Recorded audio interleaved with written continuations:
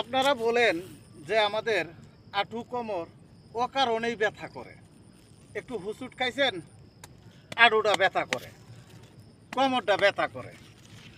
এই ব্যথায় যারা ভুক্তভোগী, এটার নাম হলো আকন্দ পাতার গাছ। এটা নিয়ে বহুভাবে বৈজ্ঞানিকভাবে গবেষণা চলছে। এখন বর্তমানে এই আকন্দ গাছের পাতা অ্যাভেলেবেল পাওয়া যায়।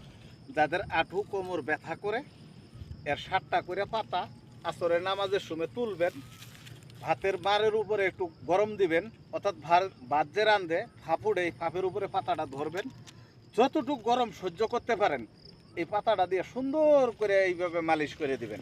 এই যেভাবে মালিশ করে দিবেন, যে কোনো স্থানের ব্যথা আপনি মাত্র 3 দিন ব্যবহার করবেন। আমি আশা করি অবশ্যই আপনি উপকৃত হবেন। এটা গাছ কখনো মিথ্যা বলে না।